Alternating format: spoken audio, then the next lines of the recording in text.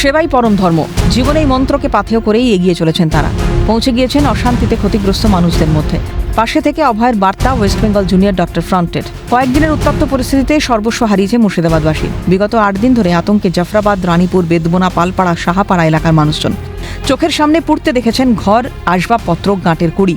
আগুনে ঝলসে গেছে নিত্য প্রয়োজনীয় ওষুধও। ভয়ে আতঙ্কে চিকিৎসকের কাছে যেতে পারছেন না কেউই। হারানোর যন্ত্রণা প্রভাব ফেলেছে সরাসরি মানুষগুলোর মনে। সেই ক্ষত নিরাময়ে স্থানীয়দের পাশে দাঁড়ালো অভয়া মঞ্চ। জাফরাবাদ প্রাথমিক বিদ্যালয়ে স্বাস্থ্য শিবিরের আয়োজন করেন জুনিয়র ডাক্তাররা। বিনামূল্যে বিতরণ করা হয় ওষুধও। শামশেরগঞ্জে হিংসার ঘটনায় একাধিক মানুষ আক্রান্ত হয়েছিলেন। যেভাবে তাদের ঘর বাড়ি লুটপাট ভাঙচুর করে আগুন জ্বালিয়ে দেওয়া হয়েছিল, চোখের সামনে তা দেখে মানসিকভাবে অবসাদগ্রস্ত হয়ে পড়েছিলেন একাধিক আক্রান্ত মানুষজন।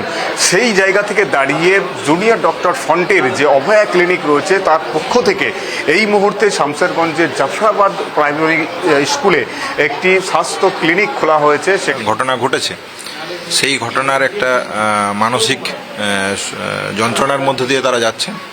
প্রতিনিয়ত তারা এই সমস্যাটা ফেস করছেন, সেটা আমাদেরকে এসে জানাচ্ছেন।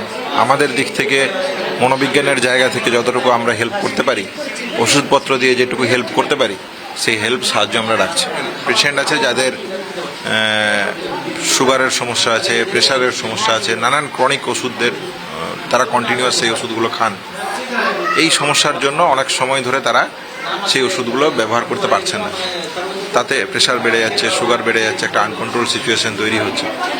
এই জায়গাটাকে একটা যতটা সম্ভব লাঘব করতে পারি আমরা এই মেডিকেল ক্যাম্পের মাধ্যম দিয়ে, সেটা যেগুলো বিভিন্নজন বিভিন্নভাবে আঘাত হয়েছেন, হাতে লেগেছে, কারোর পায়ে লেগেছে, কেউ ছাদ থেকে পড়ে গেছে, কেউ ছাদে উঠতে গিয়ে সিঁড়ি থেকে পড়ে গিয়েছে, এরকম নানান ধরনের আঘাতের আছে।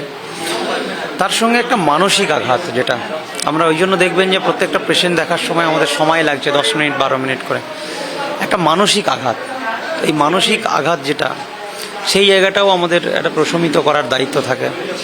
পেশেন্ট যারা রোগী, শুধুমাত্র শারীরিক রোগ নয়, মানসিক যে জায়গাগুলো, সেগুলো নিয়ে আমরা কাউন্সেলিং করছি, সেই ব্যাপারগুলো আমরা বলার চেষ্টা করছি। আমরা ডাক্তারি বিদ্যা জ্ঞান বুঝি বলে সেই ডাক্তারি বিদ্যা জ্ঞানের প্রতিফলন হিসেবেই আমরা এসেছি এখানে।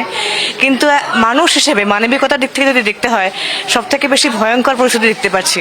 ওনাদের কথা শুনে আমরাই ভয় পাচ্ছি যে আজকে 21 শতাব্দীতেও যদি এই ধরনের ব্যাপার ঘটতে পারে, যেখানে লোকেরা বাড়ি ঘর দৌড় যে চোখের সামনে দেখতে পাচ্ছে যে নিজের পরিজনেরা মানে আহত হচ্ছেন, নিহত হচ্ছেন, এবং নিজেরাও যখন প্রাণ ভয় আজও আক্রাচ্ছেন, তাহলে আমরা আজকে কোন সমাজে বাস করছি? আমরা যদি এখানে আসতে পারি মানবিকতার প্রমাণ দেখানোর জন্য, এবং আমরা যদি আসতে পারি এখানে নিজের স্বেচ্ছায়, তাহলে যাদের হাতে ক্ষমতা আছে, যারা সত্যি এইটা চাইলেই করতে পারেন, বন্ধ করতে পারেন, রুখে দাঁড়াতে পারেন, তারা কেন চুপ? ওয়েস্ট বেঙ্গল জুনিয়র ডক্টরস ফ্রন্টের এই উদ্যোগকে সাধুবাদ জানিয়েছেন স্থানীয় বাসিন্দারাও। স্বাস্থ্য শিবিরের মুশকিল আসান হয়েছে বলেও জানান তারা। আমাদের এসে তো খুব উপকার হবে, প্রচণ্ড উপকার হবে। আমরা ধরেন কোথাও বাইরে যেতে পারছি না, এই আতঙ্কে, প্রচণ্ড আতঙ্কে আছি আমরা। হ্যাঁ, কাজে আমরা বাইরে ওষুধ কিনতে যাওয়ার সাহস পাচ্ছি না। ইনিরা এসছেন তো আমাদের খুব উপকার হয়েছে। সাহায্যেই তো আজ আমরা উপকৃত হলাম এবং ওষুধটা পেলাম। আজ থেকে 7 দিন আগে এই যে ঘটনাটা ঘটেছে, আজকে তার মানে ওষুধপত্র পাচ্ছি। না না, সব কাউরির পুড়ে গেছে, কাউরির হারিয়ে গেছে, কাউরির পুড়ে নষ্ট হয়ে গেছে। বাড়ি ঘর তো কিছুই নেই, গোচুর মার করে দেহে আর যাচ্ছি দিয়ে পড়ে যে গোটা কুমোর টুমোর গোটা গাতে বুকটুক গোটাই বেঁধে আর সব বাইরে যা ছিল সবকে দিয়ে দেয়। আমার কি যে কিছু করে খাবার কিছু নেই।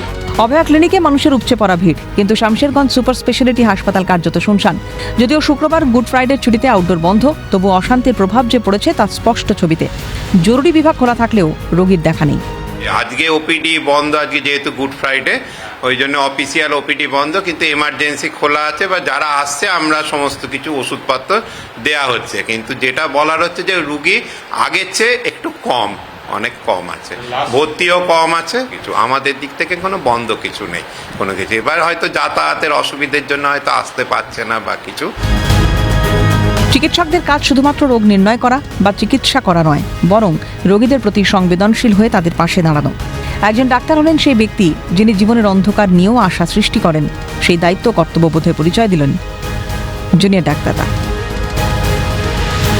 ক্যামেরায় জনি মণ্ডলের সঙ্গে মফিজুল ইসলাম, ক্যালকাটা নিউজ, শামশেরগঞ্জ।